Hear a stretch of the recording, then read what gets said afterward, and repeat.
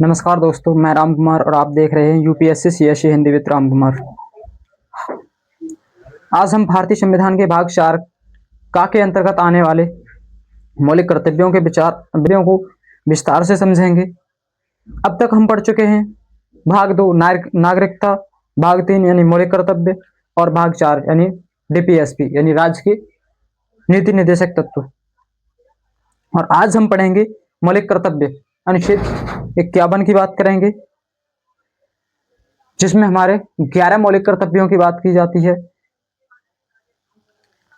बात करेंगे हम मौलिक कर्तव्य क्या हैं।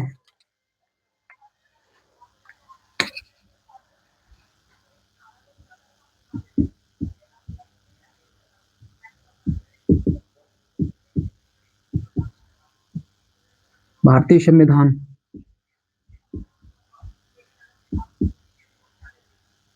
भाग 4 का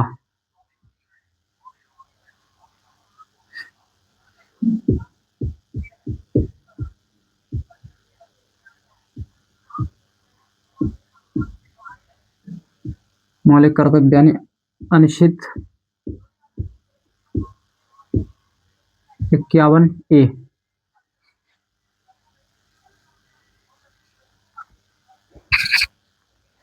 बात करते हैं मौलिक कर्तव्य क्या है।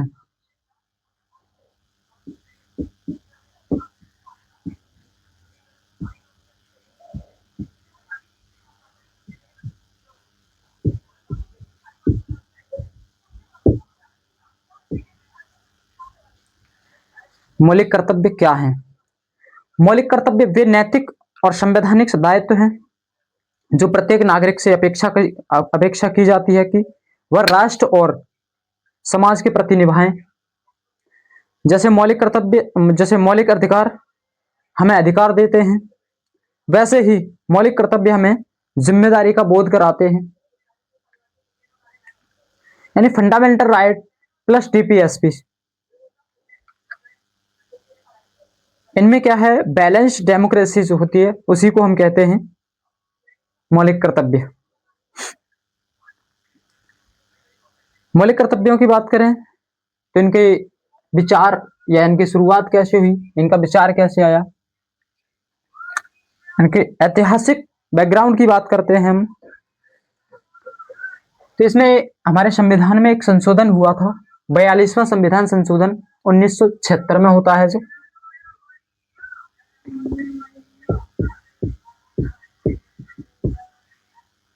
42वां संशोधन 1976। इसके माध्यम से इसमें जो है, इसमें कहा गया कि आपातकाल के समय, मतलब 1976 में आपातकाल चल रहा था। तो आपातकाल उस समय हमारे देश की प्रधानमंत्री जो थे वो इंदिरा गांधी थी। तो इंदिरा गांधी की सरकार ने ये 42वां संविधान संशोधन अधिनियम लाया और इसी अधिनियम के द्वारा संविधान में भाग 4A जोड़ा गया। इसी अधिनियम में क्या किया गया,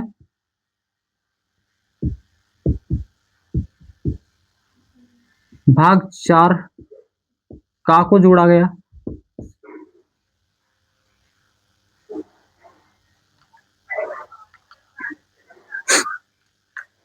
और इनकी जो है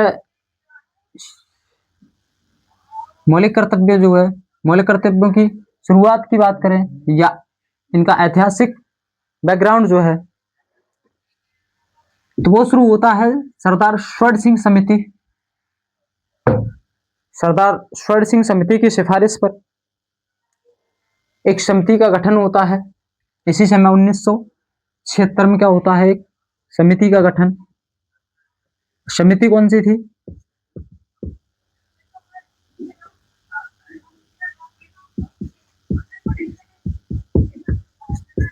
स्वर्ण सिंह समिति।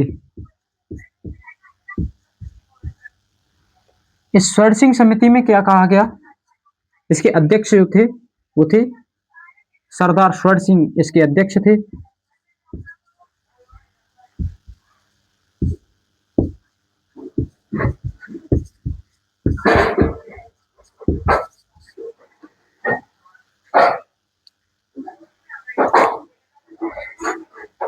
ईश्वर सिंह की अध्यक्षता में समिति का गठन होता है और समिति ने सुझाव दिया कि नागरिकों के कर्तव्य भी संविधान में जोड़े जाएं।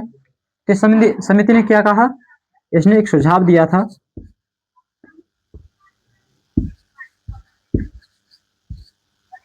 इसने सुझाव क्या दिया,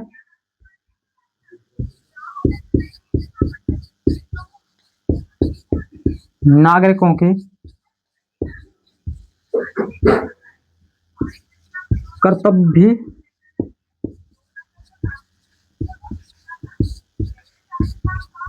संविधान में जोड़े जाएं। यानी नागरिकों के कर्तव्यों को भी संविधान में जोड़ा जाए। और उसके बाद एक और संविधान संशोधन होता है, वो था 46वां संविधान, 86वां संविधान संशोधन।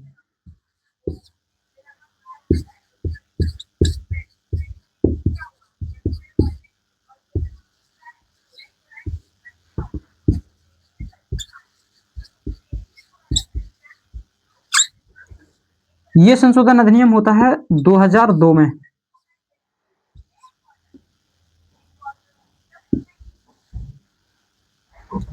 ये संशोधन अधिनियम आता है 2002 में, 46वें नंबर का। और इसके माध्यम से एक और नया, यहाँ इसमें जो है इस समिति के माध्यम से 10 मौलिक कर्तव्यों को जोड़ा गया और एक 11वां मौलिक कर्तव्य था, वो इसमें जोड़ा गया।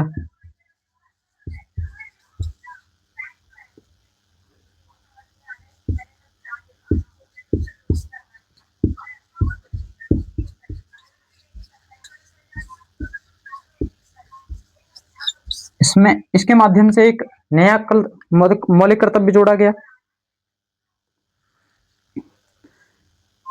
और ये मौलिक कर्तव्य क्या था,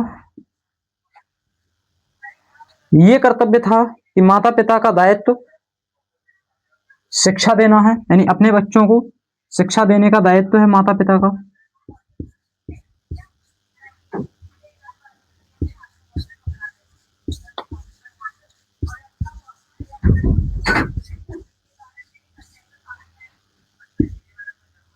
क्या दायित्व था,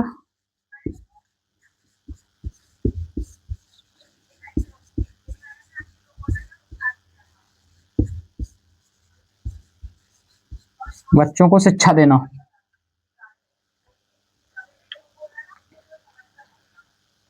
बात करें हम मौलिक कर्तव्यों का जो है प्रेरणा कहां से मिलती है, तो प्रेरणा मिलती है हमें सोवियत संघ के संविधान से। कहां से, इनकी प्रेरणा की बात करें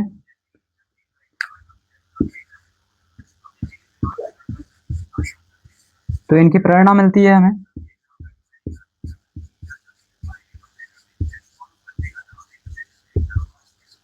सोवियत संघ के संविधान से।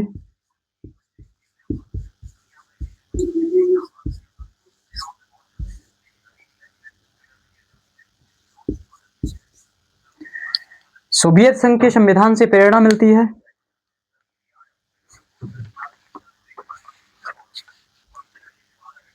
अब हम समझेंगे अनुच्छेद 51A में क्या है, जो हमारे कुल 11 मौलिक कर्तव्य हैं, वो क्या कर्तव्य हैं, उनकी बात करेंगे। तो अब डालेंगे हम अनुच्छेद 51A या फिर अनुच्छेद 51 का।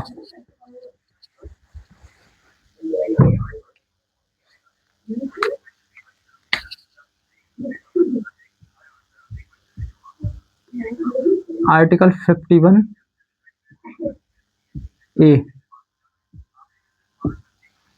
इसमें बात करी गई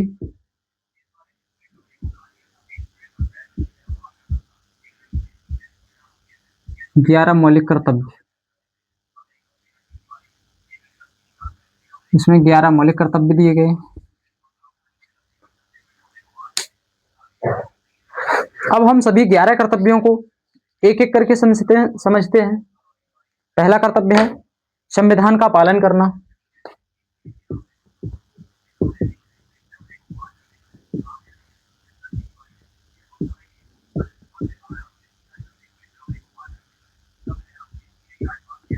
संविधान का पालन करना, यानी संविधान और उसके आदर्शों, संस्थाओं, राष्ट्रीय ध्वज और राष्ट्रीय गान का सम्मान करना, यानी राष्ट्रीय ध्वज का अपमान करना दंडनीय अपराध है। तो पहला क्या है, संविधान का पालन करना, यानी संविधान, उसके आदर्शों, संस्थाओं, राष्ट्रीय ध्वज और राष्ट्रीय गान का सम्मान करना, यही क्या है हमारा पहला मौलिक कर्तव्य है। दूसरा कर्तव्य क्या है हमारा, तो दूसरा कर्तव्य है स्वतंत्रता संग्राम के आदर्शों को अपनाना।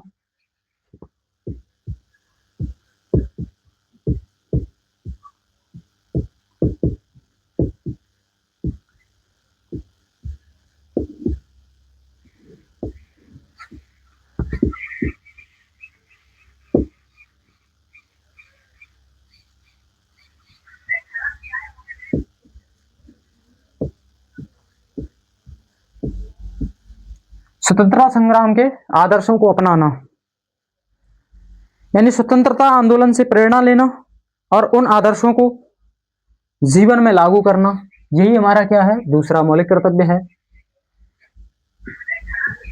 अगला कर्तव्य है हमारा भारत की संप्रभुता, एकता और अखंडता।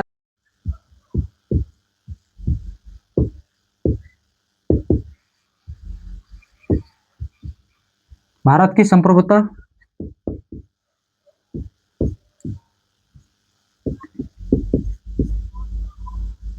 एकता और अखंडता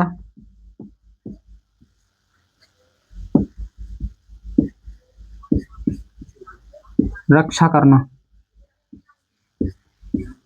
अखंडता की रक्षा करना, यानी देश की एकता के विरुद्ध कार्य न करना। अगला कर्तव्य क्या है कि हमें जो है देश की संप्रभुता, एकता और अखंडता के विरुद्ध कोई काम ऐसा नहीं करना है जो कि इनके विरुद्ध हो। अगला है देश की रक्षा करना,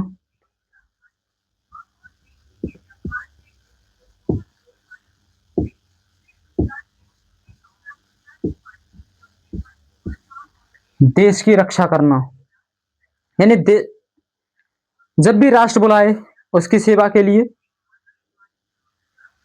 तत्पर रहना चाहिए, यानी जब भी हमें हमारे राष्ट्र को हमारी जरूरत पड़े, हमें जो है उसकी सेवा में तुरंत हाजिर होना चाहिए।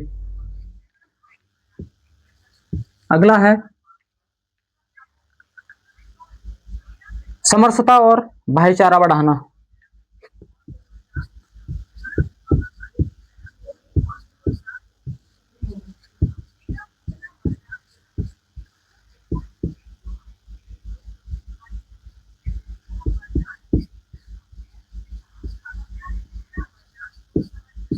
समरसता और भाईचारा बढ़ाना, यानी धर्म, भाषा, क्षेत्र, जाति से ऊपर उठकर राष्ट्रीय एकता को बढ़ावा देना चाहिए, यानी जो किसी धर्म या जाति, ये सबसे ऊपर जाकर हमें क्या करना चाहिए, अपने राष्ट्र को जो है अपने जो है राष्ट्रीय एकता को बढ़ावा देना चाहिए। अगला है हमारी समृद्ध सांस्कृतिक विरासत की रक्षा करना,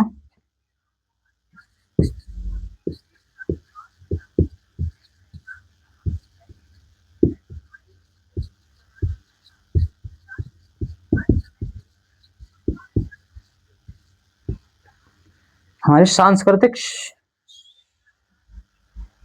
समृद्ध सांस्कृतिक विरासत की रक्षा करना, सांस्कृतिक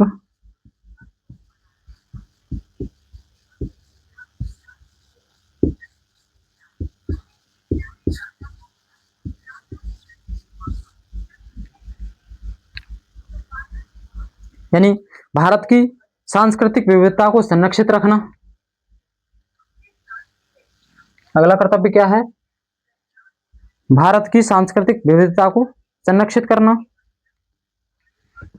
अब हम सातवें कर्तव्य की बात करेंगे। सातवां कर्तव्य है पर्यावरण की रक्षा करना, यानी ये हमारा जो है बहुत ही महत्वपूर्ण कर्तव्य है।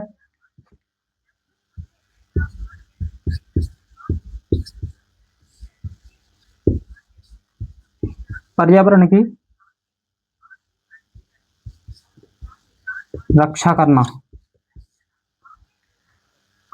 यानी वन, झील, नदी और वन्य जीवों की रक्षा करना, यानी पर्यावरण संरक्षण आज के समय में अत्यंत महत्वपूर्ण कर्तव्य है।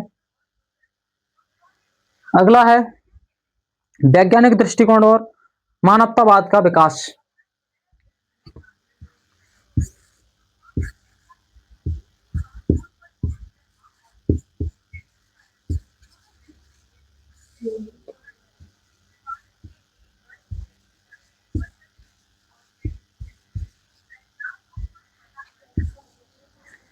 वैज्ञानिक दृष्टिकोण और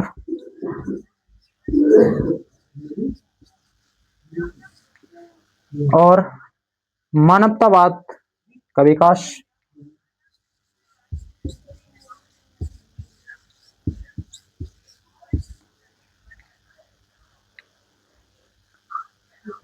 अंधविश्वास से दूर रहना, यानी अंधविश्वास से दूर रहना और तार्किक सोच विकसित करना।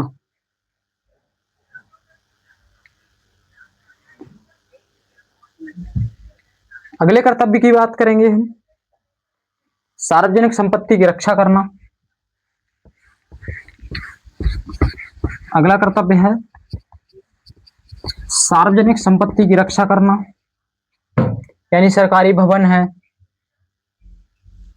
रेलवे, बस, पार्क आदि को नुकसान न पहुंचाना। नौवां कर्तव्य क्या है? सार्वजनिक संपत्ति की रक्षा करना।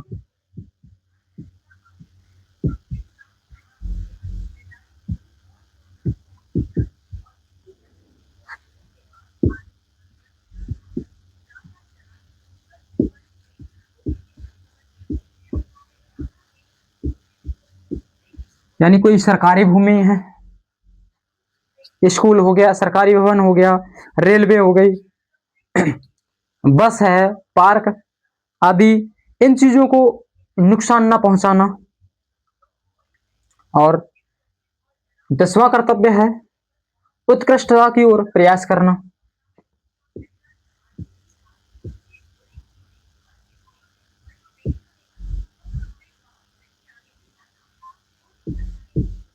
उत्कृष्टता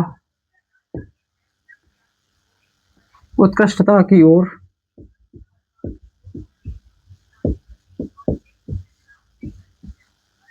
प्रयास करना।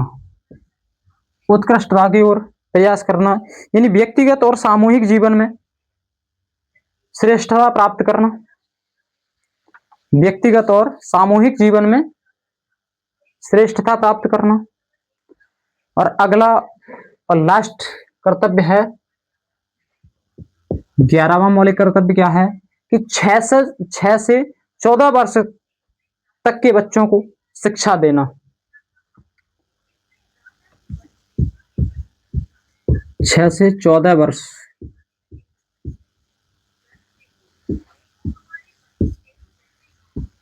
तक के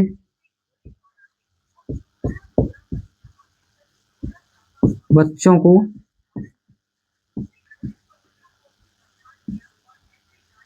शिक्षा देना।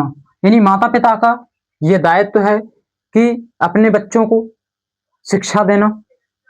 माता पिता का यह दायित्व है कि अपने बच्चों को शिक्षा दिलाएं। और ये कर्तव्य जो है 11वां, ये जोड़ा गया था 86वां संविधान संशोधन 2002 के द्वारा।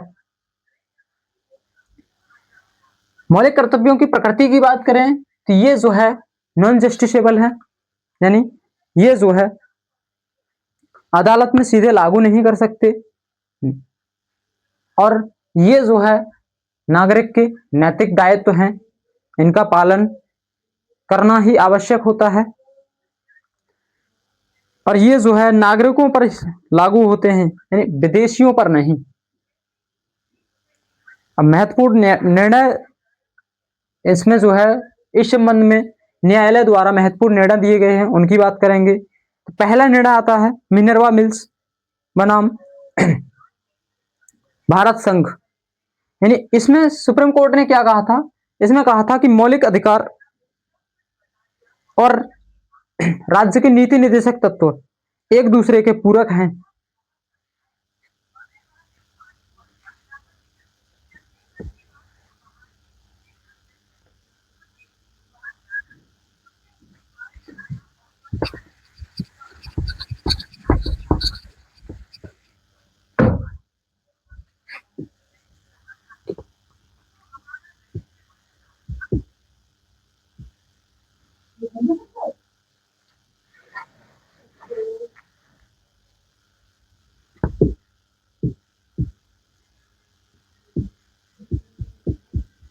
मिनर्वा मिल्स वर्सेस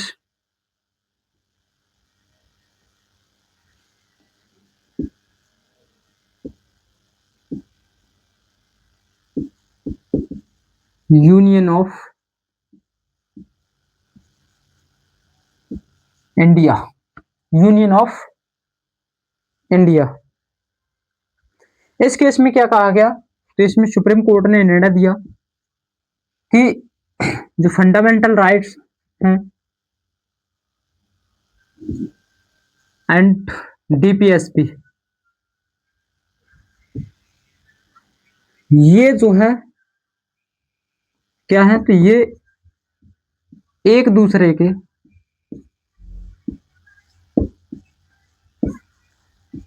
पूरक हैं। और इसी से रिलेटेड एक और केस होता है, वो केस था AIIMS student union versus AIIMS.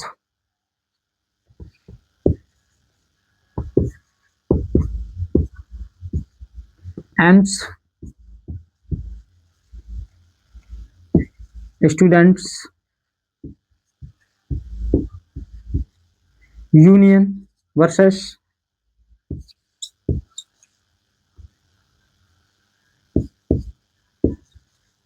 AIIMS. और इसमें जो है न्यायालय ने क्या कहा, इसमें न्यायालय ने निर्णय दिया कि मौलिक अधिकार मौलिक कर्तव्य नागरिकों को अनुशासित और जिम्मेदार बनाते हैं। क्या कहा,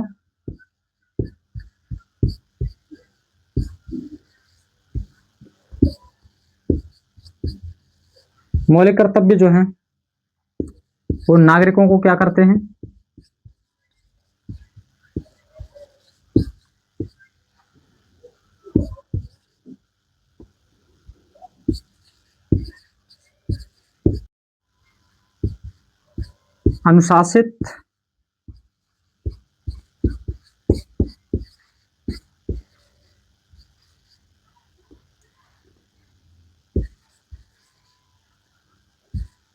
अनुशासित और जिम्मेदार बनाते हैं।